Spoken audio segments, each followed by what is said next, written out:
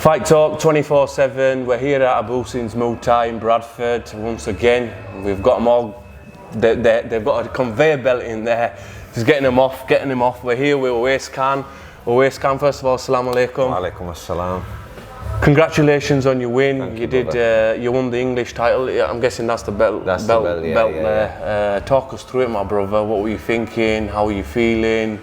The lead up to it, and when you were in there, because it wasn't an easy fight. I watched the highlights back. No, it wasn't an easy fight. It was a tricky southpaw, tough guy as well. I was hitting him with everything I had. You know, he just kept coming forward. Awkward, a lot more awkward than he looked. But you know, we prepared for the worst, and we got through it. 5-round battle, and we're on to the next now in another week. So obviously, people that are watching, tell them a bit about yourself, how you got into the sport. Obviously, I'm trying to promote Bradford and shine some light onto the guys that are training, whether it's Thai box, MMA, whatever it is.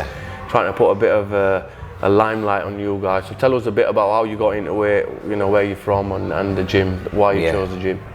I'll be honest with you, I was thinking about this question all day. I knew you were going to ask me this, and I was trying to rethink to the first point I got here, but I don't really remember.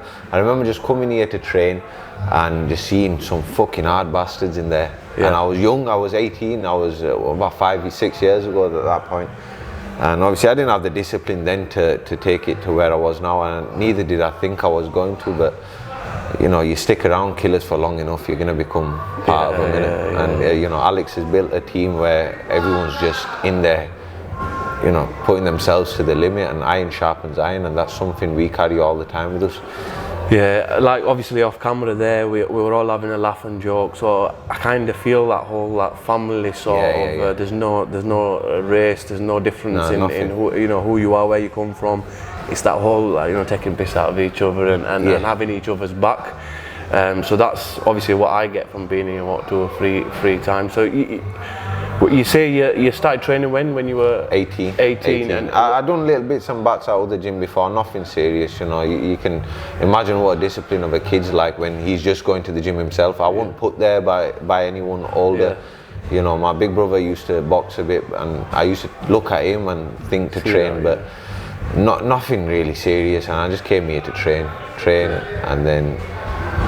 and this is where we are now. And like you said, with the community Alex has built, it's more than just a gym. At the end of the day, it's we all do the same thing, even with the fighters and, you know, the lower level guys, we all train the same. So it's like no one gets special treatment, everyone's doing the same thing. And then if you want to be a fighter, go train outside in your own hours as well. You know, get the extra sessions and go for them runs, them long runs, and clean up your diet and do what it takes to become a fighter. But everyone's here, there's no ego. It's just a good community. Yeah, I see that in the gym. So Owais, you had a fight 2 weeks ago.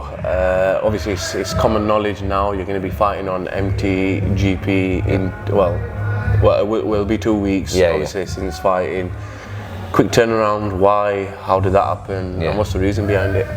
We just had 2 back-to-back shows, good shows there, and we took the Fight Machine show, but we also gave our word to take the MTGP fight. And end of the day, I'm fit and healthy. Why not take the fight? You know what I mean? We're ready, so we might as well just get as many in as we can. You've got to stay active in this game, and if I can rack up as much experience as I can, then so be it. And I'm at the right weight class now. Before, I used to cut too much weight. I used to cut a lot of weight. It used to take me a long time, and then I used to bounce up in weight because I wasn't at the right weight class. So now we found that perfect sort of weight class. It's not that hard to cut weight. I can stay around a good healthy weight, you know, and then just take fights on short notice. And at the end of the day, we're here to fight, so take as much as we can. So obviously MTGP is a big event. What's that in like levels of how you've come from 18? You said you didn't know whether you're going to fight or you know, are you going to stick with it?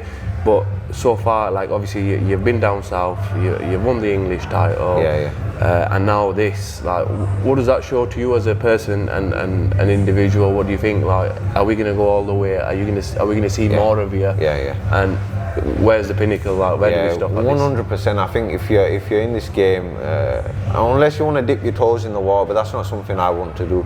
So I'm here for the big belts, you know what I mean? So that's why I won this belt, and whatever is here, you know, the kids come in, they look at it, and it makes them happy. But my eyes are set on something bigger, and that's why the quick turnaround. I just got to get this experience in now, whilst I can. And not looking past your opponent and this event, what have you got anything else booked for the rest of the year, or?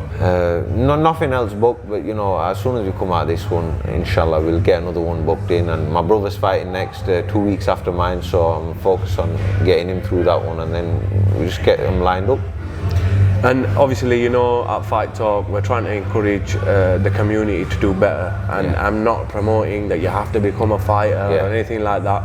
But I'm using something that I enjoy watching and enjoy being around and seeing, like, you know, get people active, because first of all, it's you know, you don't have to become a fighter, whether it's right or wrong religiously, but being in the gym, being active, being strong, being fit, that's obviously part of our religion as well. So have you got any words for the community, for the young ones, about how to get into it, and if they're worried about, you know, sometimes parents are worried, shall I send them here, they might get hurt, they might whatever, have you got any words for them? Do you know what it is? You can get hurt in the gym, there's no sugarcoating that, but you can get hurt outside as well.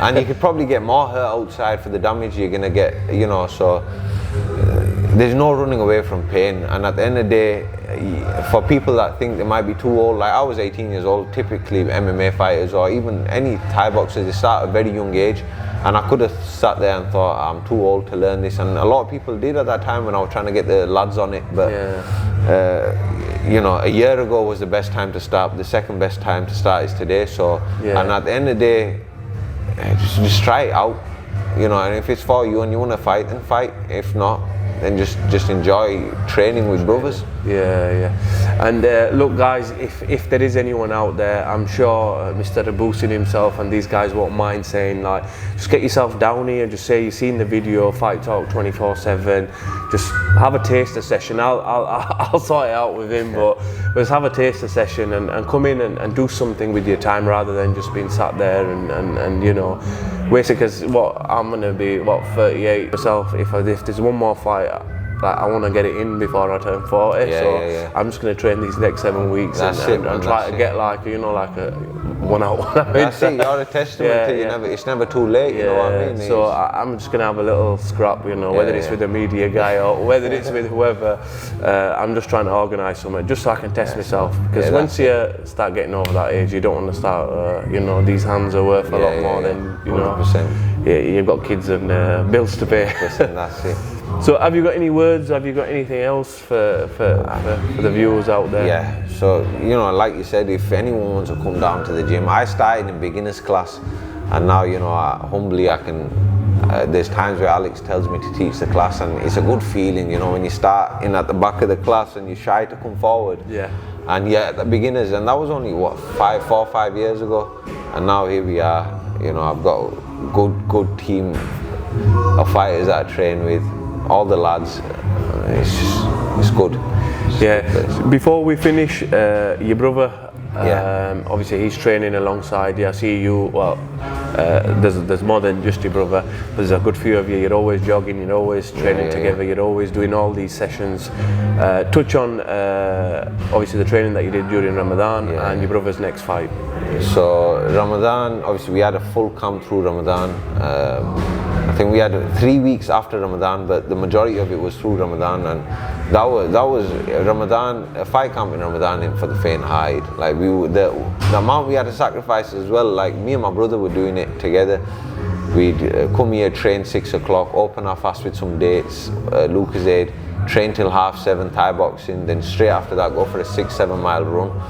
By the time you come back to the gym and go home and cook food, it's 10 o'clock, so I won't eat until about 10, half 10 on the night. And that's just part of the sacrifices we made, you know what I mean? So it wasn't easy, but we got through it, and that's, I think, what gets you through them fights, you know, the mental durability that you build through moments like that. So Uzair's fight in June 1st, that's in Jersey. So we got to catch a flight for that one, get a holiday out of it, you know what I mean? But that's in, that's in what Jersey, shows? What shows that on? I'm not exactly sure what show that is, but I know he's been matched. He's got a fight. Is that some high-level multi-millionaires putting on a show on a yacht or something? Let's hope so. Yeah, but inshallah, look, obviously, like I say, and I always say this to everybody that's training and they're continuously trying to keep fit and obviously stay away from bad things and mentally and physically, you know, be the best they can be. Keep it up, inshallah. You might not see it, but I want to show people that, look, we have got people in our communities that are doing these bits and you know, trying to become fighters or stay healthy. So, you know, keep up the great work from us, and inshallah you do well, and that's just the beginning. And you know, whether it's Liam Harrison's show or whether it's one championship, if you've got that dream and you know, you want to achieve greatness, may Allah make it easy for you, and hopefully you get that. So, you know, big up from us, and yeah, all the best for your next fight, my brother. Jazakallah.